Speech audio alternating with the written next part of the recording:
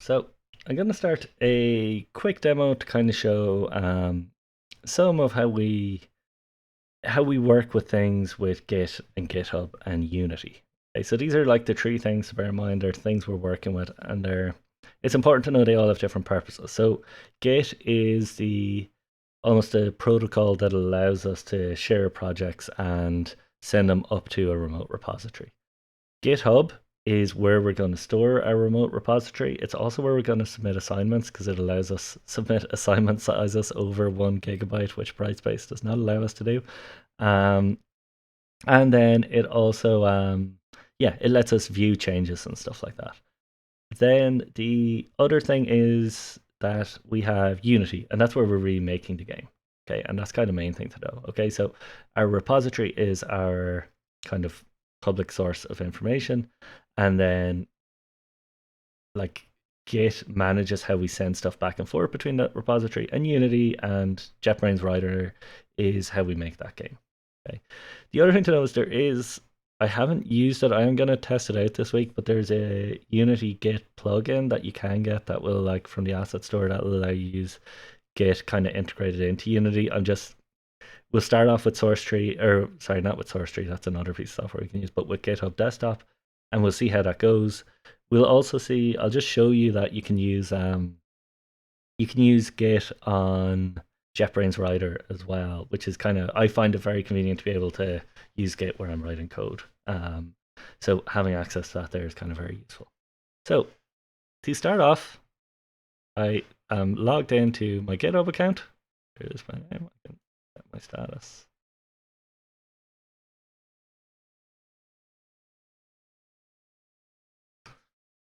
I love Git.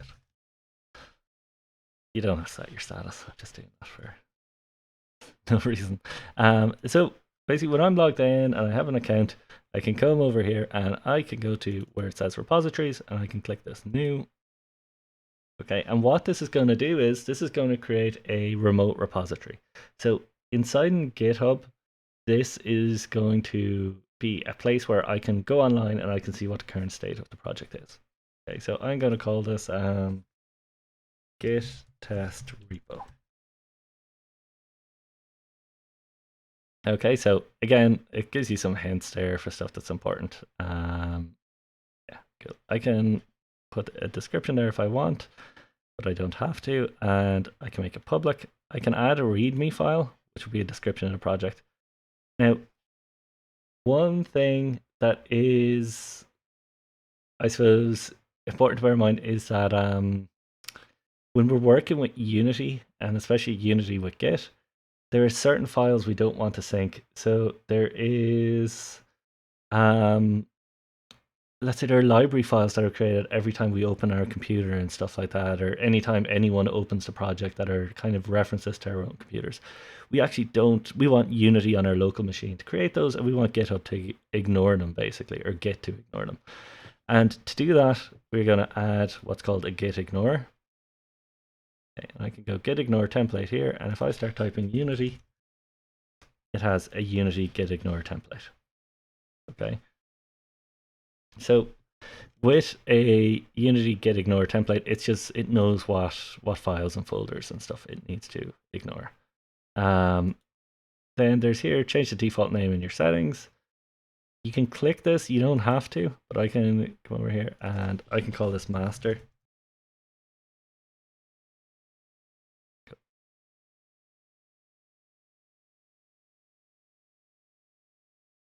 I don't know if this will update automatically. It'll be interesting to see. Any future repositories I create will definitely be called master. I just don't know if this one will be. So, got to click create repository. And that is it. Okay, this is my repository. It's up on the cloud. I can click on this README, and I can even edit this README here. And this is written in Markdown, so again, we can use like different Markdown formatting and stuff like that. I'm not great with Markdown, but like I think star will bold maybe. And if I go like this is a test repo to show something like that, and then I hit it's here actually the default commit message there is perfect, and it says here commit directly to master branch, and it says here who the email address basically is associated with this commit. I'm going to hit commit changes, and now if I go to my Git test repo, and if you type this into your browser, I've created this as a public repository. When you're creating ones for your own projects, you might want to create them as private. But if you click the link to that, or like type that into your browser, you should be able to access that repository. And you'll see here it says this is a test case repo to show basic functionality. Okay, and it shows here the git ignore file, the readme file. When you go to the home of any GitHub project, the readme file is on the first page. So it's just like a default thing to kind of explain what the project is. Issues will show up if like there's any problems with the project. You can track things like if there's bugs, issues, anything like that. We can kind of track them here. Pull requests, as I'd mentioned, this is like any branches that are asking to be merged will show up here. Actions are, I think you can like automate stuff. I've never used this, but like people do test and automate code. I'm not a programmer. I'm like someone who makes games. You can use project boards and stuff like that for doing tasks and workflows and sharing progress and tracking progress.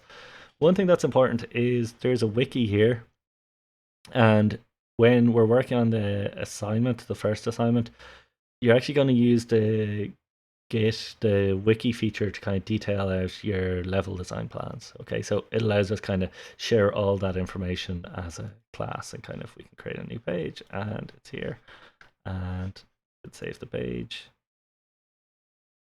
And now this is the first page on my wiki. Okay, so it has all like sort of basically like a wiki, gives us information. If we had a project and we want to explain people how to use it, that's how we do it. Security stuff there that I've never really changed, which is fine, I think. Insights will tell us how active the project is, how many pull requests, how many commits, all that sort of stuff. And then settings let us change like the just access and stuff like that. So if we want to,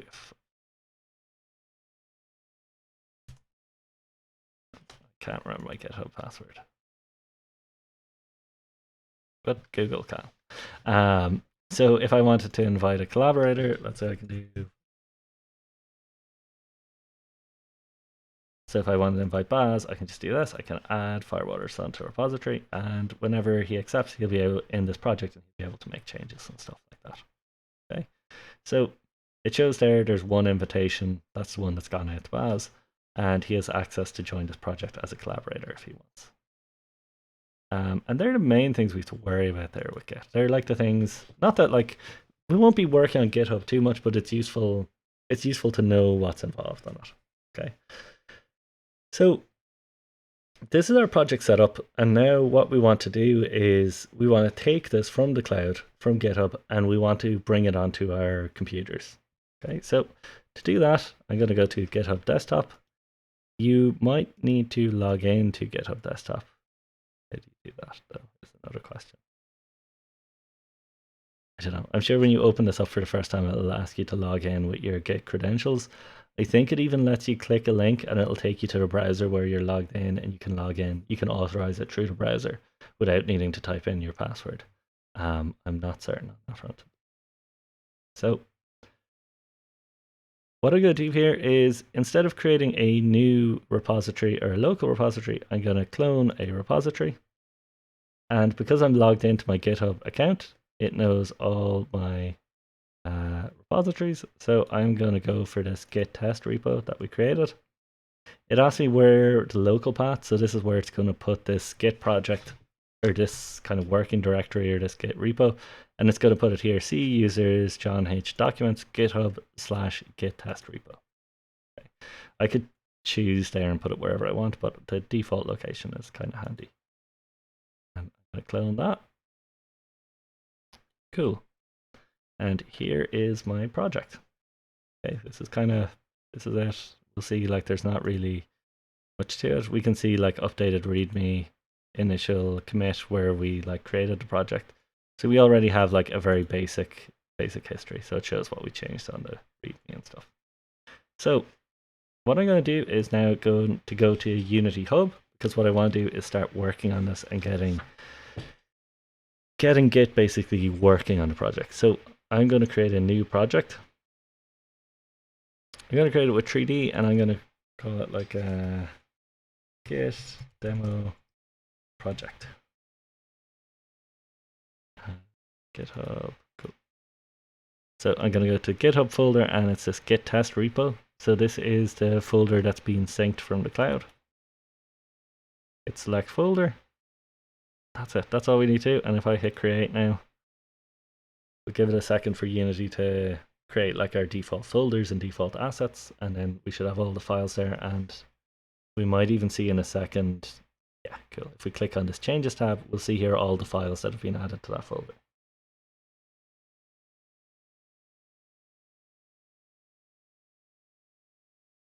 Okay, so we've 3060 files basically there.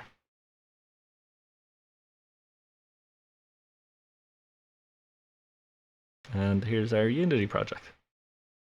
Okay, so this exists within the Git folder. Okay, so if I go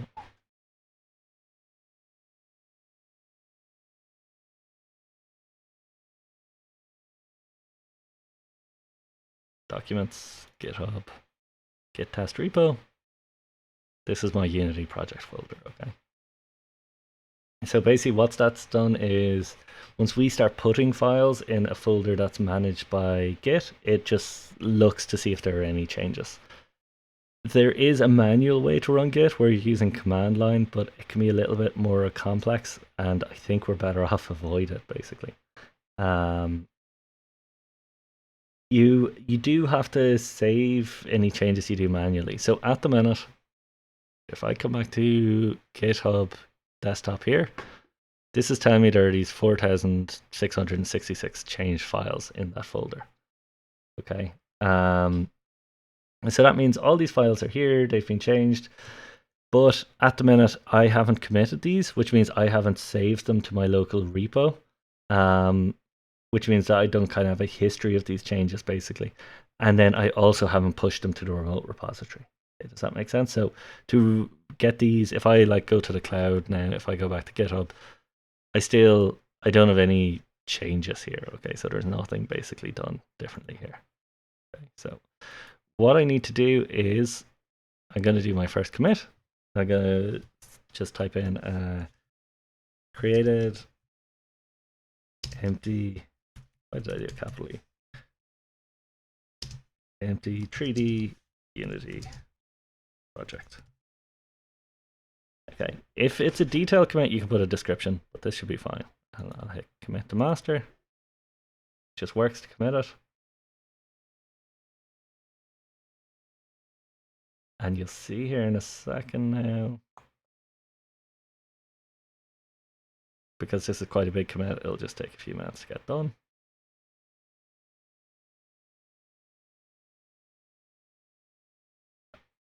From what I can see, that's all fine. This is just about, I think, the Unity lock file, the fact that Unity is open at the minute. It doesn't seem to create any issue.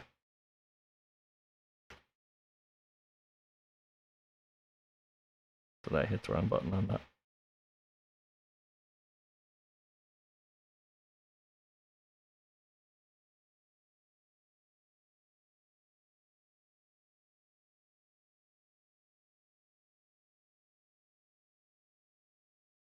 Okay, I'm just gonna check to see if this will fix this issue. So this git ignore is currently in the wrong place. So I'm gonna drop that into the Unity. It needs to be at the top level of the Unity project, basically, because it's related to these folders, so it has to know.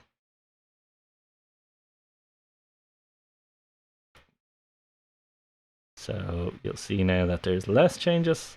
And if I hit commit to master, great. Okay, cool. The commit goes through then. It's just basically about some of these lock files and stuff. Once we're using the git ignore correctly, we don't have any issue with it. Okay, so before you commit, make sure you move your git ignore into this folder. Otherwise, you might need to close Unity. I think some things that are happening there is the lock file because Unity is open and stuff. But that's once your git ignore is in the right place, from what I've seen, that doesn't cause any issues.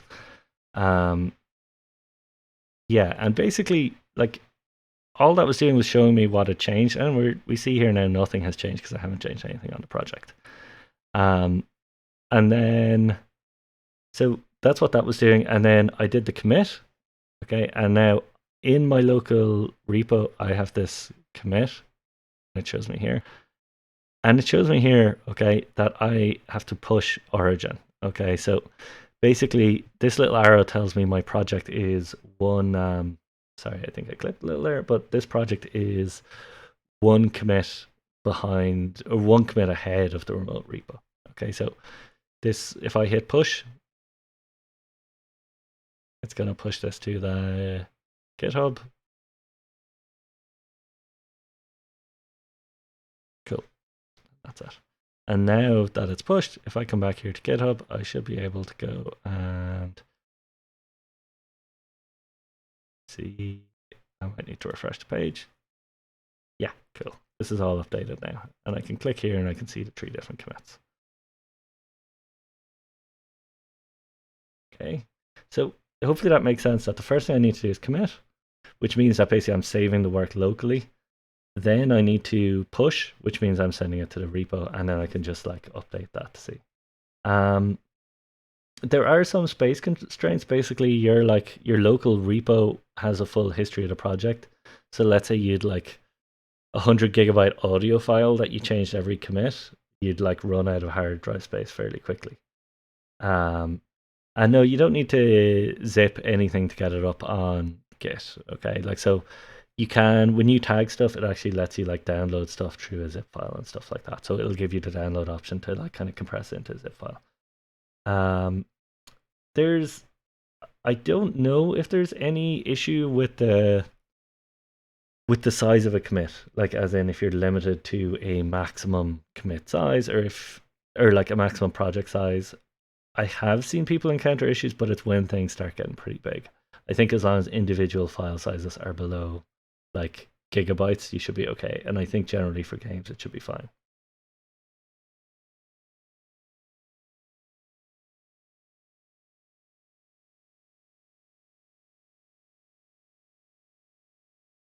The you shouldn't encounter any issue if you've too many things saved in your repo, but you might encounter if you've too many if you've lots of large files, that might be the issue. Um, yeah, you might run out of hard drive space, but it's probably fairly rare. And you can also then decide like you can delete some of your commit history. So you might say like, okay, these ones where the project was broken and we fix it afterwards. I'll delete those commits. GitHub, I think, will take a project as large as you can make it. I don't think there's any issue with GitHub, from what I know. There just sometimes can be issues with syncing. Cool.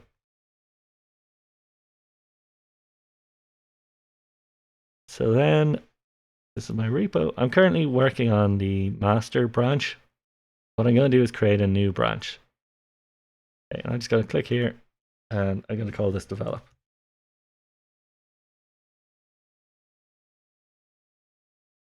Okay, and this basically has switched my project over to the develop branch, and it's just made a copy of the project at that point. You should be able to access the repo online anytime really that you need access to it, unless GitHub is down, but that's fairly rare occurrence. So I've currently moved to this branch. If I click back into Unity, you might see that the scene reloads, or maybe it won't this time. Okay, it doesn't.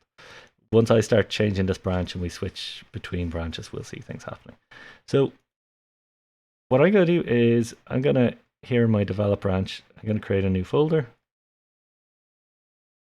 And I'm going to call this scripts. And I'm going to create a C# script, and I'm going to call it object name. Okay, and all this is going to do is when we put it on an object, it's going to tell us its name. So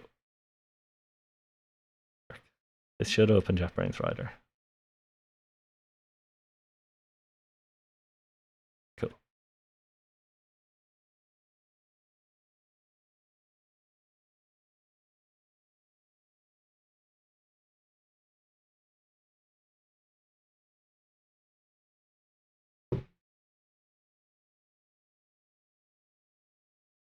I'm just waiting for JetBrains to get all the Unity stuff installed.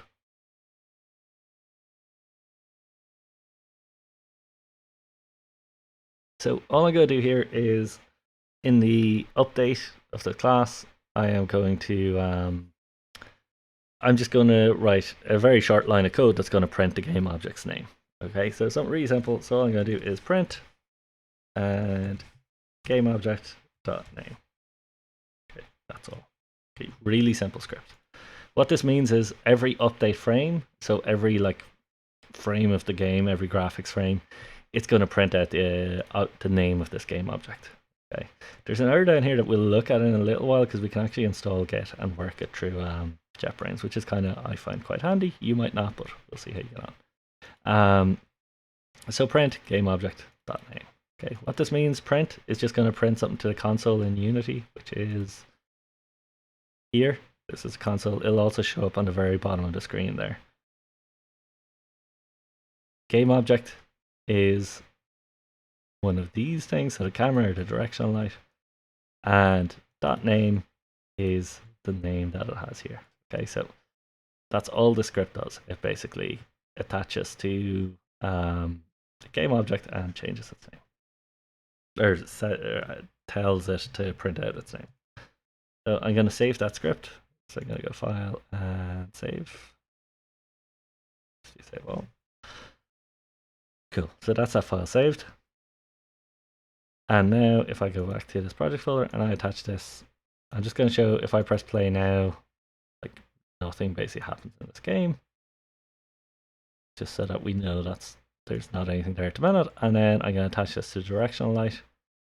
And you'll see the directional light gets this object name script component, which is the script we've just created. And if I press play, you should now see in the console, every frame it's printing that out, okay? If you have something like this that's doing a print line in update, you can click this collapse button, and instead of like creating a new line every time, it just collapses them all together. So that you know that, okay, this is like being printed out, I don't know, 60,000 times a minute or something like that. I can press play and that's going to stop the game running. Okay. Now, the things I've changed is I've created a script. Well, I've created a folder, I've created a script, and I've changed the scene layout. Okay, and I've also initialized JetBrains Writer, so there'll be a few things to sync. So I'm just going to hit File and Save, or Control S on the keyboard. If you're using Visual Studio, it should be fine. There's no major difference between them. I just prefer JetBrains a little bit because it does some sort of nice features. So let's say if I went to like public string and call this object name or something like that.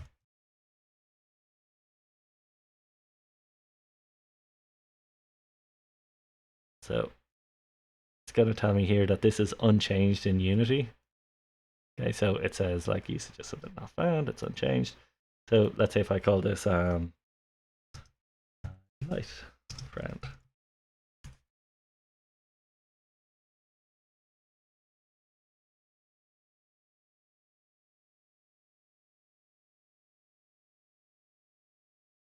Need to run the game first.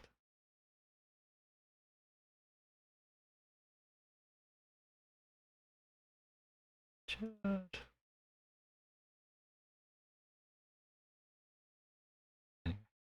And I can print that out. Oh yeah.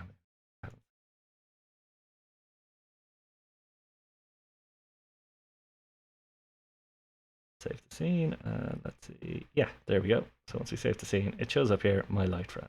Okay. The reason that's useful is sometimes when we're working in our code, it's useful to know what those values are without having to switch back and forth between the editor. That's like the big advantage. The other thing is like what I like, and like I think Visual Studio does this as well. It'll give you actions lists. So like it basically says here, remove redundant Unity event function. Okay. So I'm gonna save this. And I'm just gonna, my scene is saved. If the scene isn't saved, it'll say sample scene here and there'll be an asterisk beside it, so you can just save it. If I come back now to my GitHub desktop, you'll see the changes here. Some of these are just JetBrains Riders stuff, but you can see there's the scene changed, and there is this scripts folder created somewhere, and this object name script. Okay, so there are the things that have been changed. So my commit message this time is added a script to output, sorry, object name.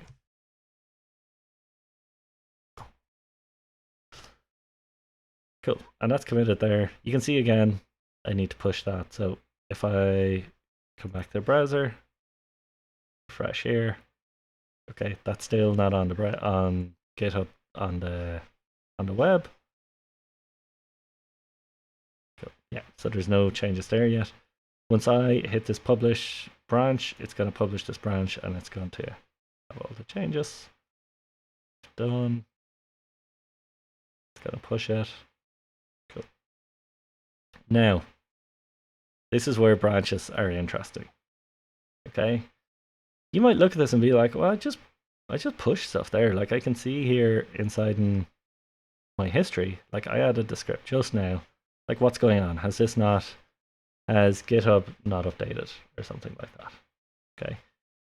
The reason is that we are working on the current branch is develop. Okay, so if we switch from master to develop, we'll see that push is there.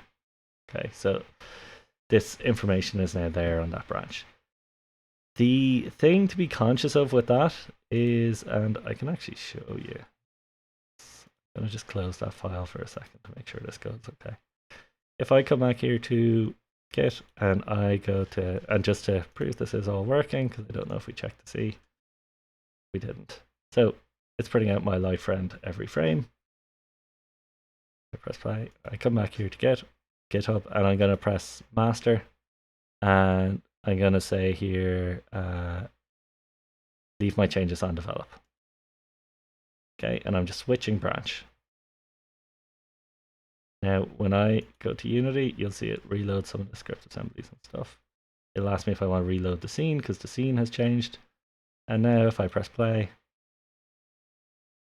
don't have that. If I look in the project folder, I don't have that scripts folder. Okay.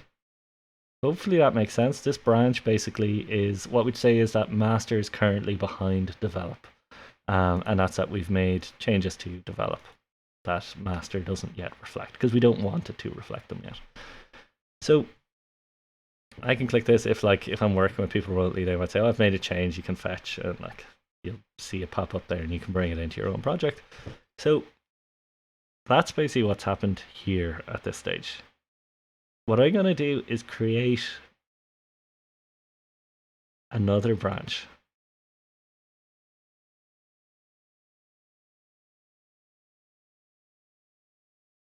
Actually, you know what? I'm going to do something really simple first, just to kind of illustrate how we can track the track what's going on. This will have to reload again because I've switched branches.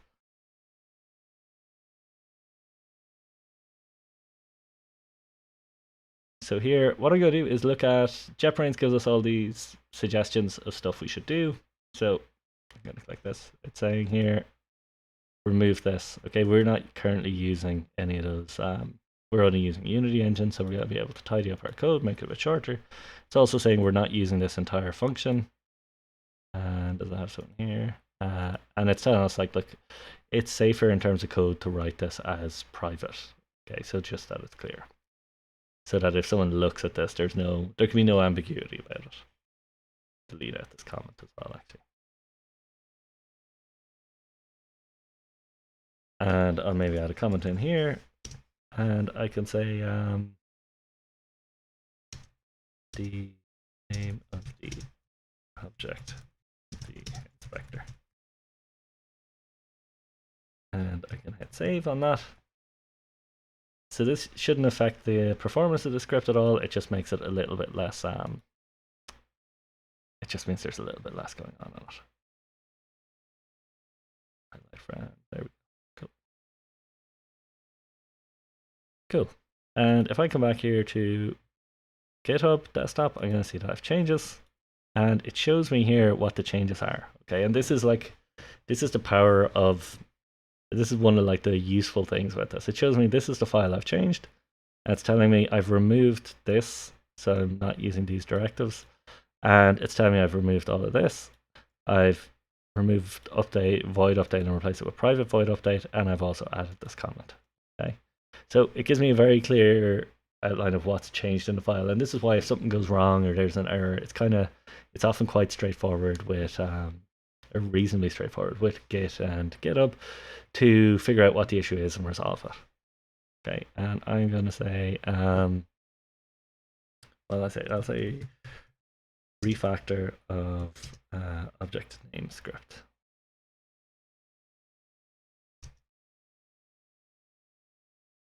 And I can commit that to develop. I can push the origin. And if I refresh on GitHub, I should see that that's all right. And I'll still see that master is now like 2 versions behind, basically. Okay, so that just gives me clarity in terms of what the current structure of the project is. And so I'm going to just make sure I'm on develop. When you're starting with GitHub, and I still do this a lot, and Git, you sometimes might make mistakes with what branch you're in. Okay, so that is the code that I have there, and I'm now going to go to GitHub desktop, and I'm going to create another branch. Okay, and this is like what I'm going to create this branch for is for creating a new level in the game. Okay, so I'm going to create a new branch, and I can create branch based on develop, and I'm going to call this cube-level. Okay, and we'll say this feature is like a cube level that I'm working on. I can create the branch. Here, I can publish the branch so that once I go to GitHub now, I should see that the branch is, I need to refresh. Yeah, cube level is there. Okay, and we can see that's branched off of develop, basically. It takes all the changes currently on develop. So, okay, cool. So there, so what I'm going to do is I'm going to create a new scene. And I'm going to save this. Scenes, and I'm going to call this cube level. And I'm going to create a game object, 3D object cube. And all I'm going to do is just attach the script to it.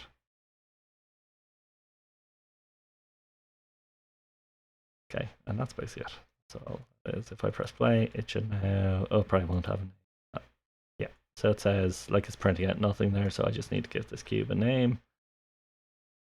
And we'll call cube QB. And press play. And there it tells us what that object is called. So now I can come back here, and have I saved that scene? See this asterisk here? That means I haven't saved the scene. I'm going to Control S. And I'm going to say added cube level.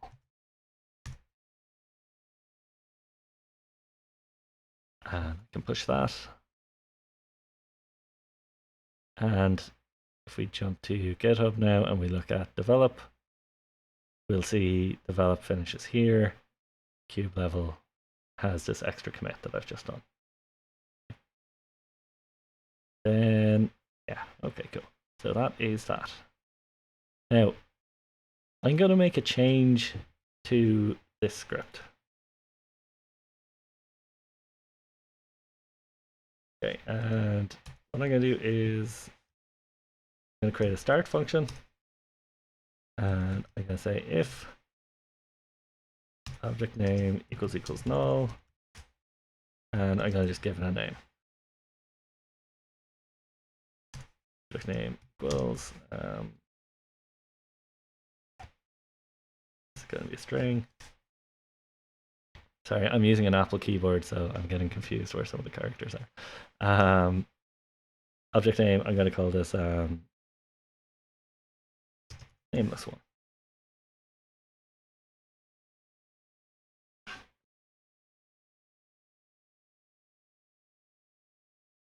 I am on Windows. It's just Apple keyboard annoyingly. Cool. So now so just to see if this works, I'm gonna delete out where actually, sorry, I'm gonna add another game object here, and this time I'm gonna add a sphere. And I'm gonna get the same thing. I'm gonna leave that null, and we'll see if that works.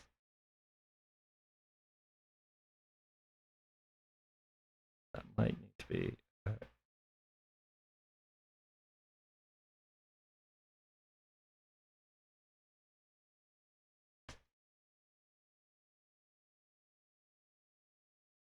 See if that works. Yeah, cool. Nameless one.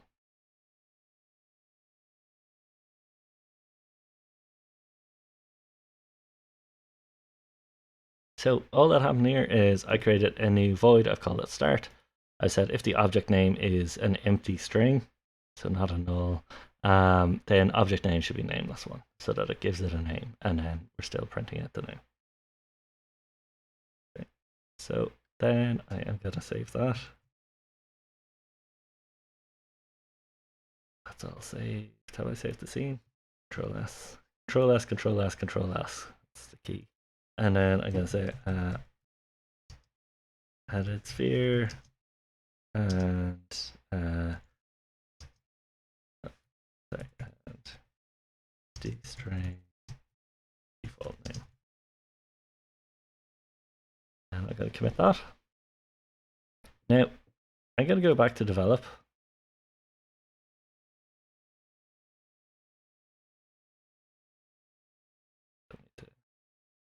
Can discard that. That's just working files. If I go to Unity, I'll see these scenes change. I shouldn't have had that scene open. Go. So I'll see I still don't have that other scene that I've created. Okay, and if I open up the script now, it looks like this. Okay, so let's say on develop. Now, this is the thing you should try and avoid doing. You should try avoid working on on the same thing across multiple branches. But I'm going to go start, and I'm going to say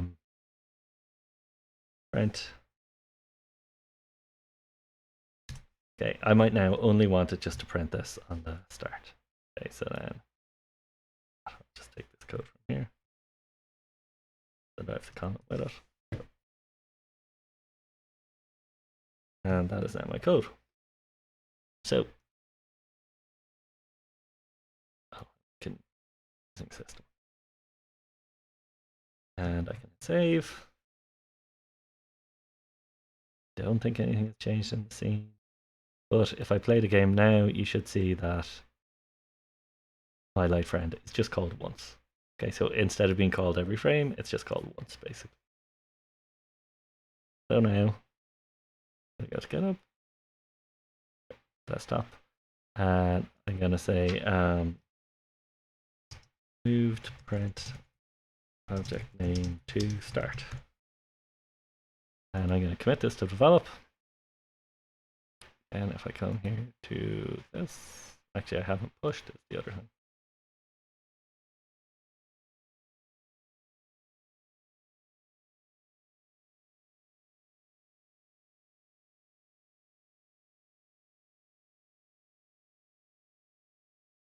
And I still haven't actually pushed from the cube level. Cool. So that, and I'm going to go back to the cube level branch. And I'm going to push that so that everything's kind of pushed. And if I go here, cube level, yeah, added sphere and empty string default name. Now, I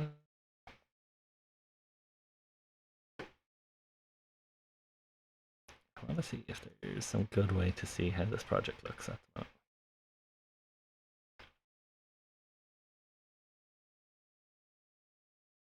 Okay, this is just showing me the different branches and where they are. Yeah, okay, it's showing me them when they were last updated, that sort of stuff. There's some way to show what it looks like. I just can't remember where that is. So what I want to do now is I want to push cube level into develop. I want to basically merge them together, but I'm going to encounter an issue. And that is that I have changed some of the code basically. I've changed the code and start on both of them. So I'm going to probably encounter an error here. We'll see how well. Sometimes GitHub can figure this out and sometimes it can't, or Git. So we'll see how this does. So basically what I want to do here is what's called create a pull request from your current branch. Okay, create a pull request to propose and collaborate on your changes. So I'm going to hit create pull request. And what I want to do is, it's saying here, able to merge these branches can be merged, but I actually want to merge this into develop first before it goes into master. Okay, it can't automatically merge. That's fine. It still lets us create the request. New cube level added. And I can create the pull request. And it's going to show me here what the issue is. So this file here has an issue because it's been changed on both the develop branch and the cube branch. So I need to hit resolve conflicts here.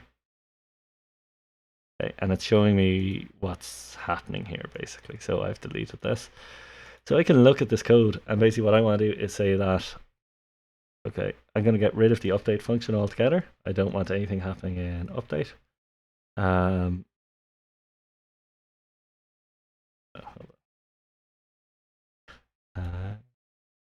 Yeah, cool. So basically, I know this is what I want, and I'm going to move this to here, and I can manually fix the code basically.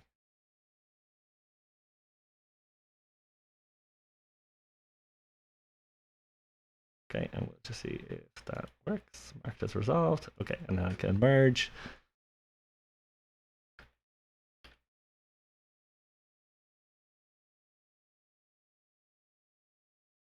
And then this lets me do the merge pull request.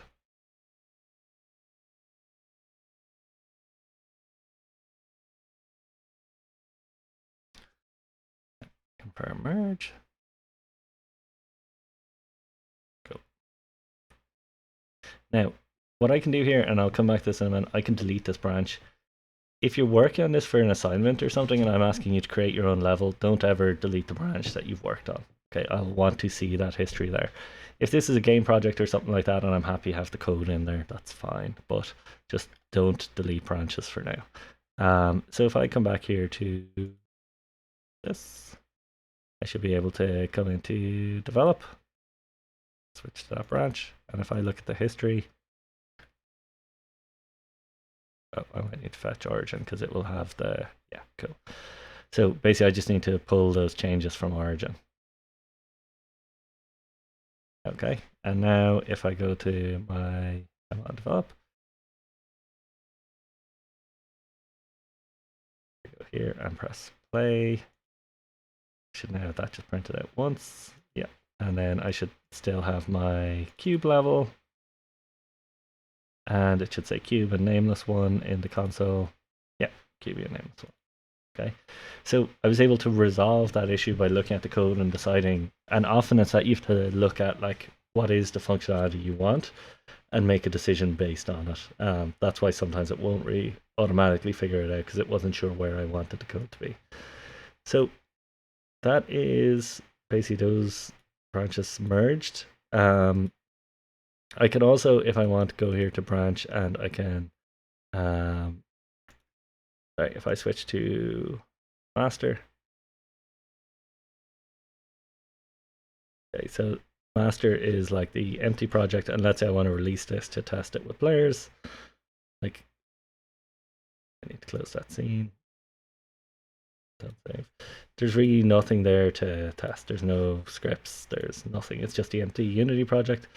So what I can do is go branch, and I can say merge into current branch, and I can select develop. And it merges in, and I'm going to push that, and it keeps all this version history here. Okay, so I've kind of got this full version history on master. This is where, if you're working on a big project, you might want to delete out these individual commits.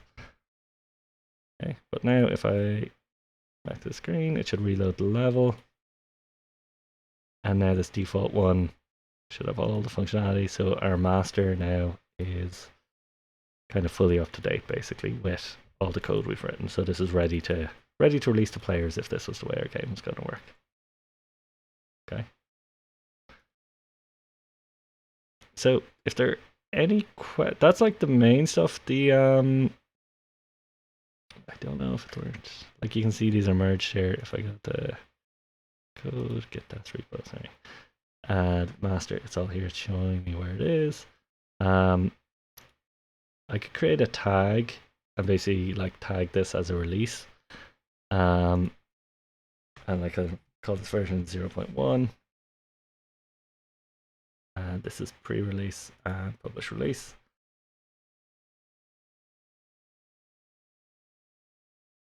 I need to create one. That's fine. It's no major deal. I'm going to leave off tagging for now because it's not something we necessarily want to be doing right now anyway. But it does let you kind of figure that out. It lets you basically, let me see if I have a repo here that I've used.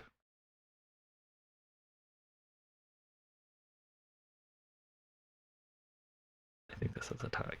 Cool. So this project is tagged at like version 0.0, and that's just when I created the Unity project. And just by going to the tag, I can download it as a zip file, and that's what like tags let us do. They're useful, but like they're not really essential. You don't have to worry too much about it. Yeah, that's it. Generally keep your repositories private if you're working on college stuff. And that is largely it. If there are any questions, post them up in the Discord and I'll do my best to answer them.